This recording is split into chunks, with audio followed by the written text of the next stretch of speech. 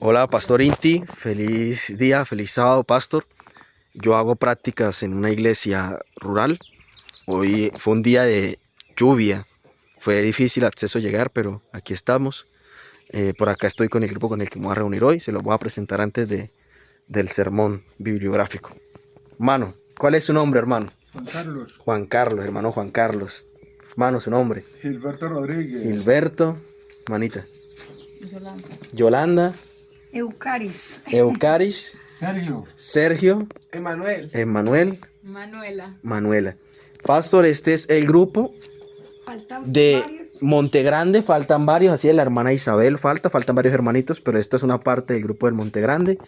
Y ahora mismo vamos a iniciar entonces con el sermón biográfico. Entonces, yo les quiero decir algo, y es que muchas veces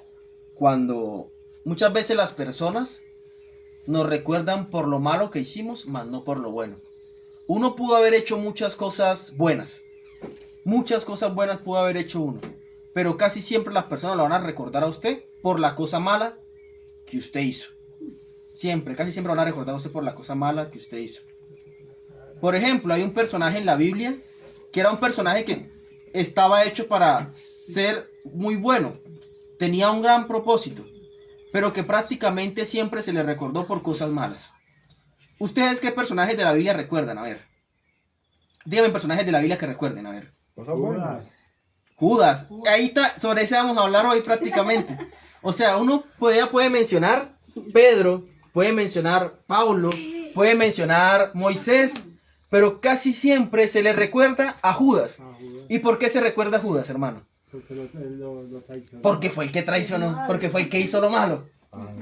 Muchas veces en la vida, hoy en día incluso, usted puede hacer muchas cosas buenas por una persona, pero casi siempre le van a recordar por la cosa mala que usted hace. Y eso pasó también con Judas. Pablo también era. Pablo también, pero después Pablo hoy en día es recordado más, bueno, medio y medio.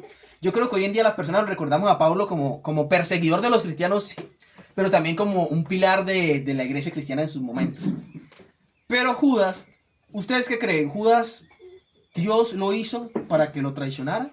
¿O Judas ya estaba predestinado para que traicionara a Jesús? Judas estaba predestinado. ¿Ustedes qué dicen? Ya estaba predestinado. Yo les voy a decir que no. Porque Judas había sido destinado, pero para cosas grandes. No para la traición de Cristo, porque no es que Cristo creó a Judas para que lo traicionara. O Cristo eligió a Judas para que él lo traicionara. Vamos a ir al libro de Hechos, capítulo 1, el versículo... Vamos a leer varios versículos. Vamos a leer primero el versículo 25. Dice... No, perdón. Primero vamos a leer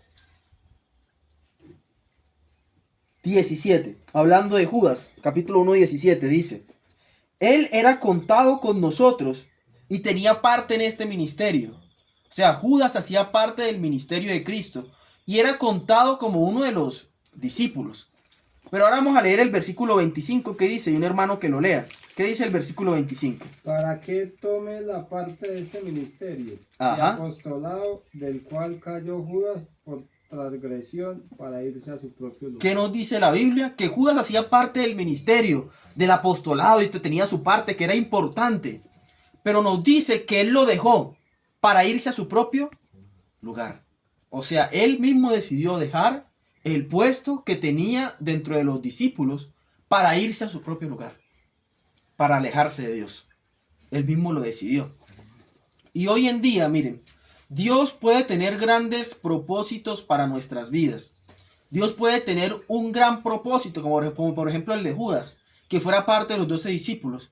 Pero muchas veces somos nosotros mismos los que no permitimos que Dios cumpla eso, o que Dios lo logre. Porque Judas pudo haber sido un gran discípulo de Cristo. Pudo haber sido recordado por lo bueno, pero él decidió que se le recordara por lo malo, por la traición que dio a Cristo. Vamos a leer el capítulo 26 de Mateo. ¿Y ustedes qué creen? ¿Por qué es por lo que más se recuerda a Judas? A ver, la muerte sí, la traición, pero ¿por qué se le recuerda también a Judas? ¿Por qué creen ustedes que se le recuerda? Mateo 26. Y acá vamos a ver, yo creo que es lo más emblemático de Judas. Mateo 26.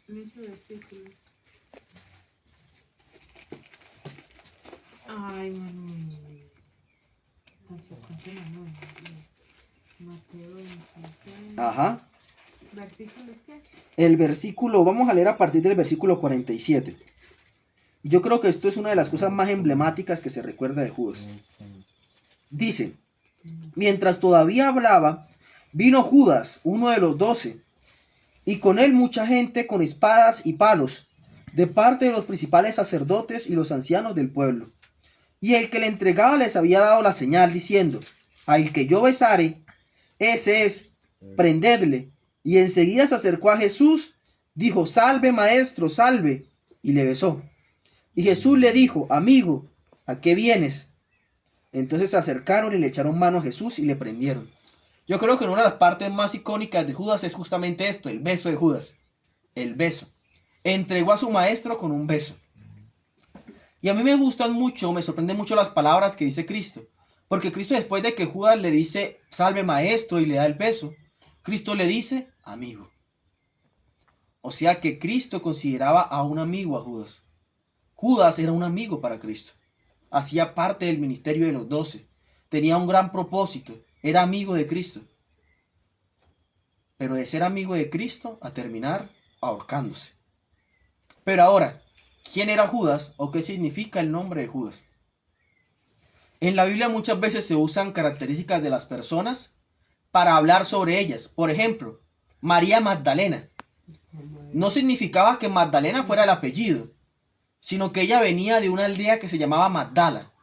Y como la aldea de la cual ella venía se llamaba Magdala, el lugar de donde ella procedía se llamaba Magdala, entonces ella se llamaba María Magdalena.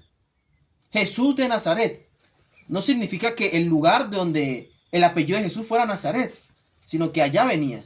De Nazaret no puede salir nada bueno, de allá venía Cristo. ¿Qué otros ejemplos hay? Por ejemplo, Judas Iscariote. En el caso de Judas pasa algo muy interesante. Hay dos Judas, está Judas Tadeo, Judas Iscariote. También está Simón el Celote. En el caso de Simón el Celote pasa algo muy interesante. Y es que Simón pertenecía a un grupo que se llamaba Celotes.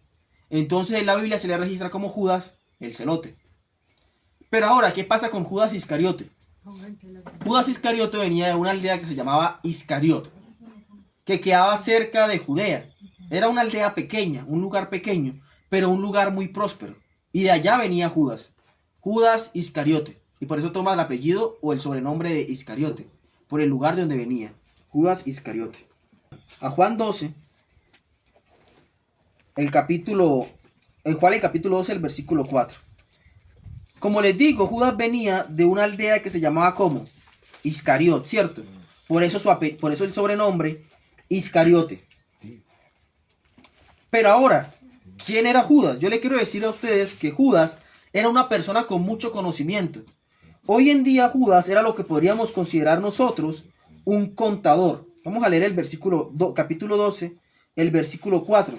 Nos dice: y dijo uno de sus discípulos, Judas Iscariote, hijo de Simón, el que le había de entregar: ¿por qué no fue dado este perfume y vendido por 3 denarios y dado a los pobres?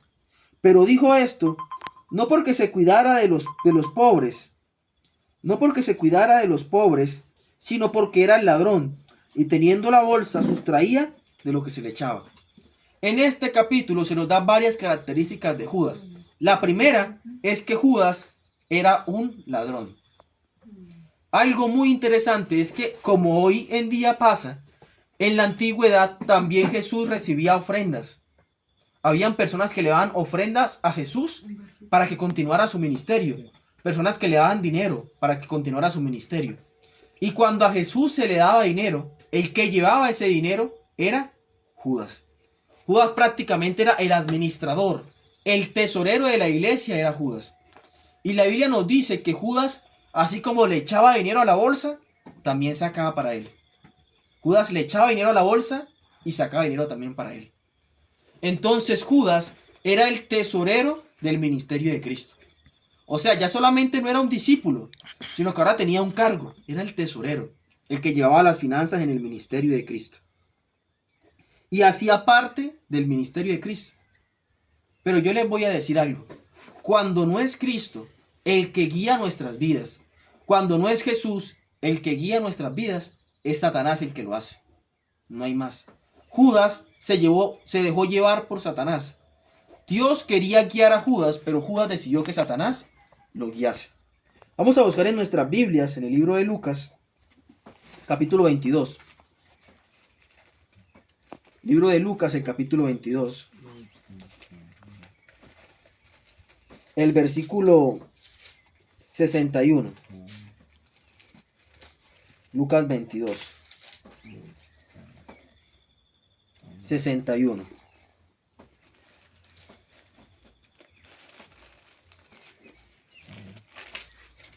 Que nos dice 22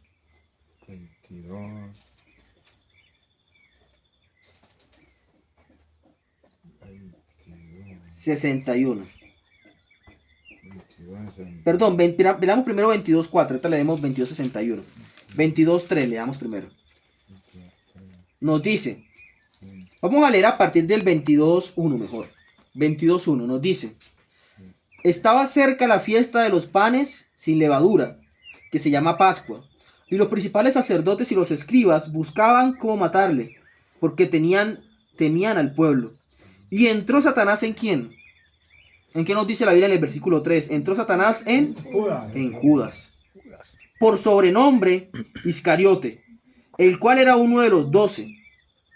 Y este fue y habló con los principales sacerdotes y con los jefes de la guardia, de cómo se los entregaría. Cuando no es Dios es el que dirige nuestras vidas, cuando no es Dios el que entra en nosotros, cuando no es el Espíritu Santo el que nos guía, es Satanás. Como en el caso de Judas. Judas no se dejó guiar por Dios. Y el que terminó guiándolo, ¿quién fue? Satanás. Nos dice la Biblia que Satanás entró en él y lo guió para que entregara a Jesús. Entró Satanás en Judas y Judas fue ante los sacerdotes y les dijo, voy a entregar a Jesús. No dejó que Dios entrara en él, sino que dejó que fuese Satanás el que lo guiara. Y así entregó a Cristo. ¿Saben? Judas no entregó a Cristo de un momento a otro. Fue poco a poco. Nosotros muchas veces no nos damos cuenta de cuándo es que Satanás está guiando nuestras vidas hasta que ya tenemos los pies embarrados. Porque uno poco a poco le va abriendo brecha a que Satanás entre en nuestras vidas. Poco a poco. No haciendo el devocional, dejando de asistir de vez en cuando a la iglesia, no cantando en la casa, no orando.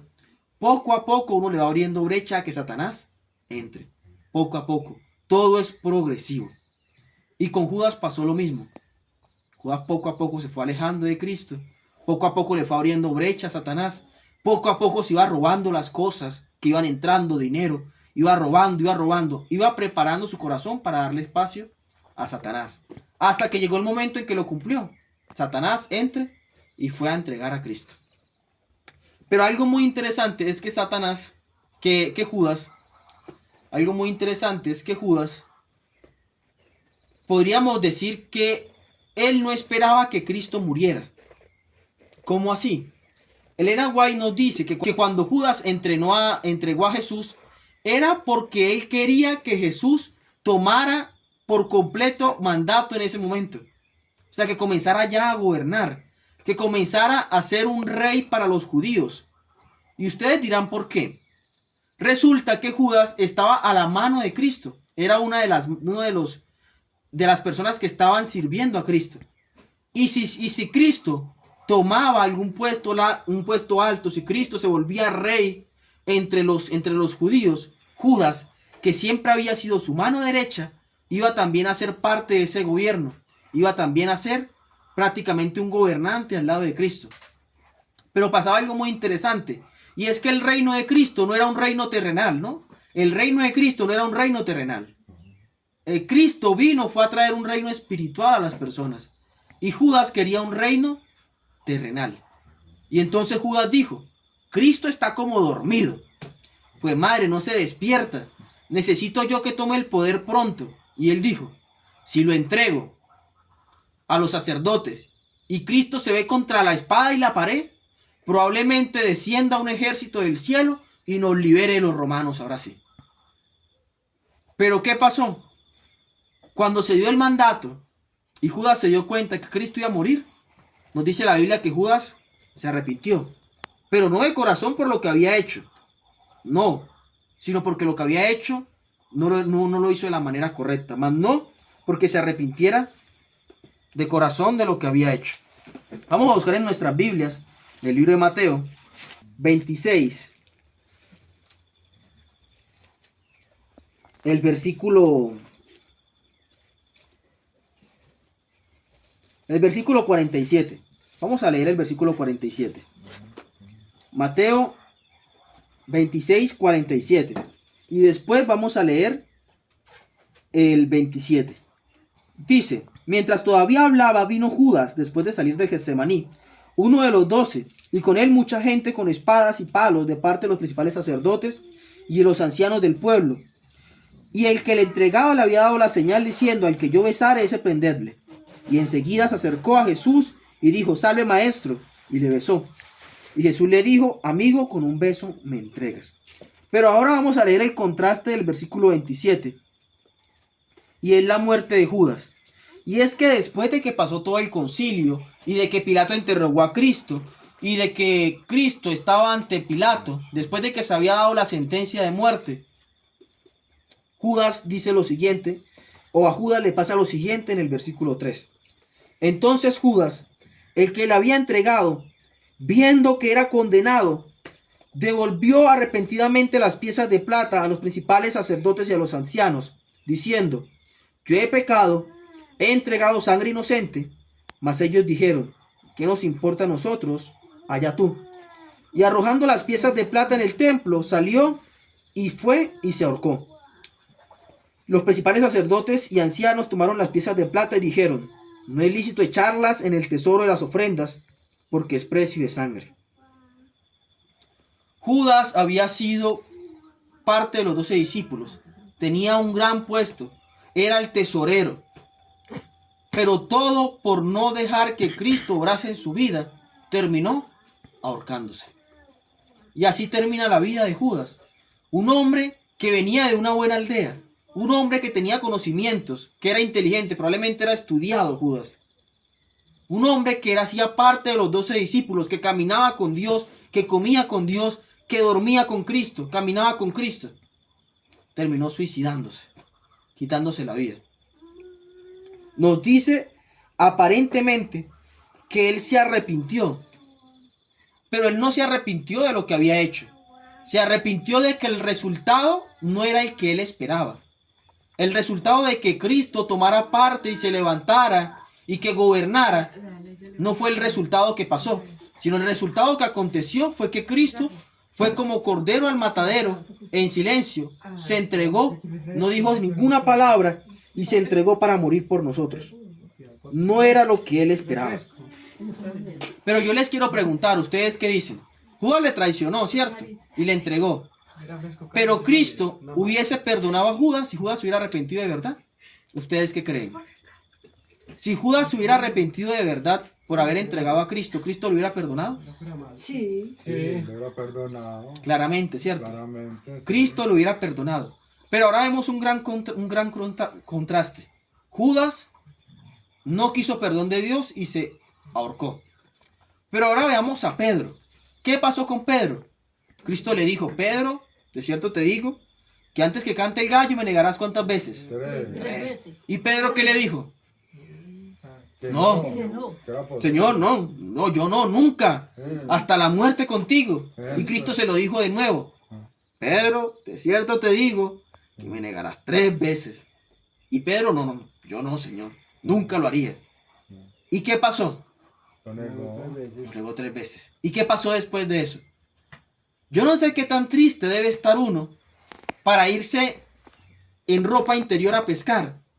Pero la Biblia nos dice que Pedro se fue literalmente en ropa interior a pescar. O sea, estaba desnudo pescando.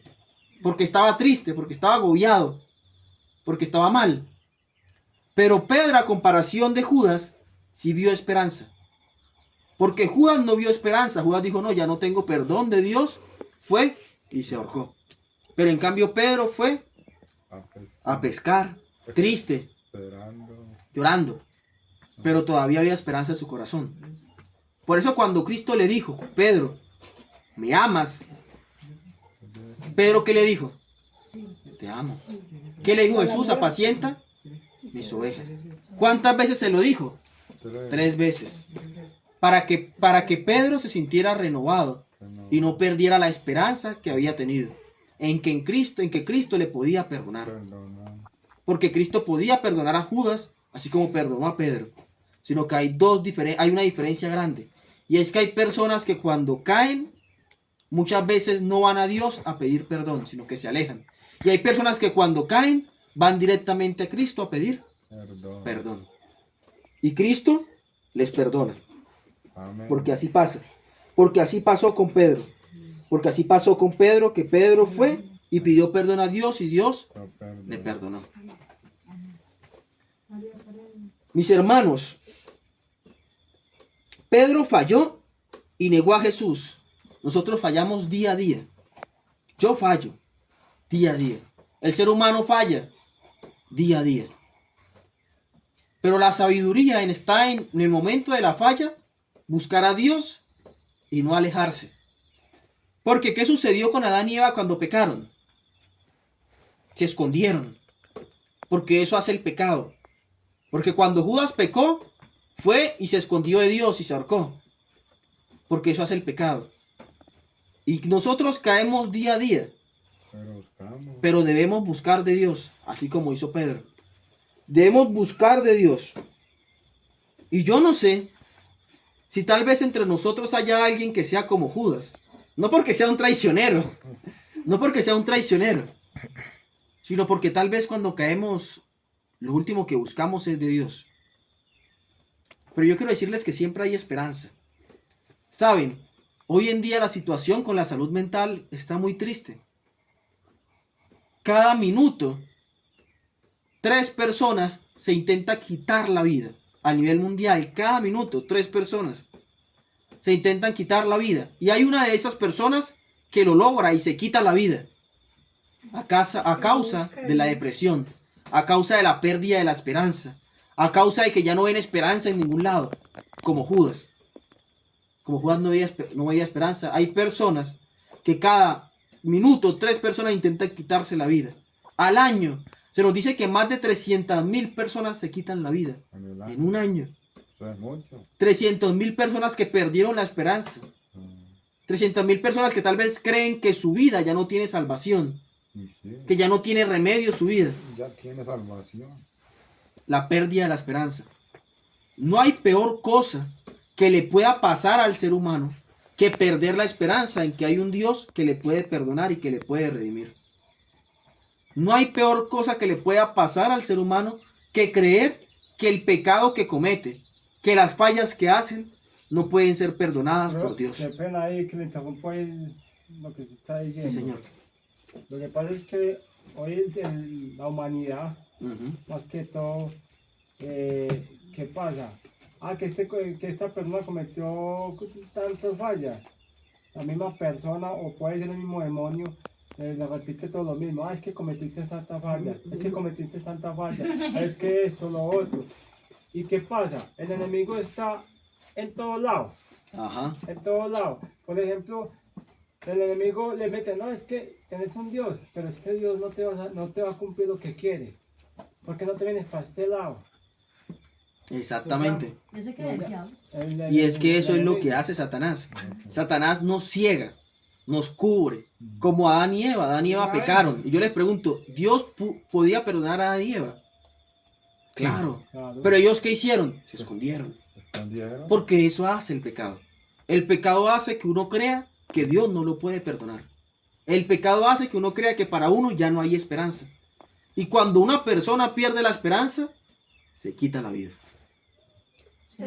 Satanás mismo nos puede infundir al pecado y después él mismo nos acusa. ¿Y a qué vas a ir a la iglesia? Y no hiciste esto, no hiciste aquello, vea. Ujú. No vaya ya que ya Dios no le escucha, ya Dios no le perdona. Y muchas veces uno se queda en eso. Pecó, no, yo ya, y ya no vuelve. Mucho, por eso es que la gente se va de la iglesia.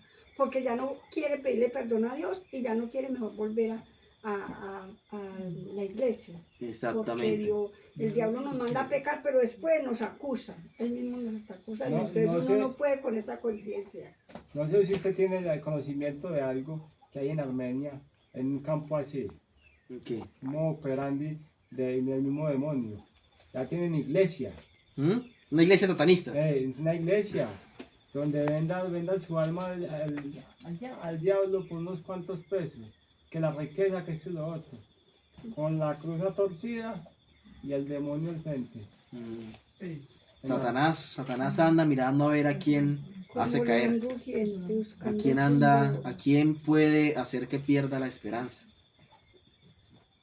Había una gran diferencia entre David y Judas. ¿Saben ustedes por qué David era conforme al corazón de Dios? Porque sabemos que David cometió pecados, David mató, David fornicó, David codició, David hizo muchas cosas malas, pero la Biblia nos dice que era conforme a qué? Al corazón de Dios. ¿Por qué? Porque David tan pronto caía y pecaba, se arrepentía y pedía perdón de Dios. Porque David sabía que siempre, no importaba qué tan hondo haya caído, en el cielo había perdón para él y había redención para él. Amén. Tenía esperanza. Tenía esperanza. Y, él- Tenía fe. y a pesar de que David fue una persona así, él siempre creyó en Dios. Exactamente. Tenía esperanza. Judas no tuvo esperanza. La perdió y se ahorcó. Pedro tuvo esperanza. Se fue triste a pescar, sí, pero tenía esperanza. Pero más sin embargo le predicó durante un tiempo a la Ujú. tierra. Y aún así, después de eso, Pedro fue uno de los grandes pilares, como decíamos en la mañana, de la iglesia cristiana. Un pilar fuerte, Pedro. Un pilar fuerte. Dios tiene grandes propósitos para nosotros. Dios quiere y tiene un lugar bueno para nosotros, como el lugar que Dios tenía para Judas, entre los 12. Una gran influencia, un gran hombre. Pero está en nosotros permitir que Dios sea el que obre nuestras vidas, o que sea Judas, o que sea Satanás el que obre. Yo les digo, si es Dios el que obra en nuestras vidas, Dios va a cumplir el propósito que tiene. Amén. Y son propósitos grandes. Amén. Pero si es Satanás el que obra en nuestras vidas, Se- a la perdición nos va a llevar. A que perdamos la esperanza y terminemos en una vida sin Dios. En Bucaramanga se hizo muy conocido un testimonio de un pastor. Este pastor de la iglesia falló y cayó.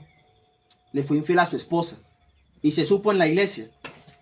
El pastor perdió su cargo. Su esposa lo dejó. Sus hijos lo abandonaron. Su familia no quería nada que saber con él. Este pastor, Satanás lo llevó a quitarse la vida.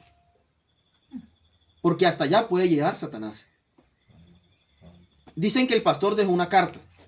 Y este pastor dijo que se sentía solo. Que había perdido todo. Su estudio, su trabajo, su familia, su esposa, sus hijos. Que ya no le quedaba nada. Perdió la esperanza en que Dios le podía perdonar. Algo muy interesante es que su esposa también estaba dispuesta a perdonarle. Había perdido la esperanza. Y la pérdida de la esperanza la llevó a quitarse la vida. Porque no hay nada peor que le pueda pasar al ser humano que perder la esperanza.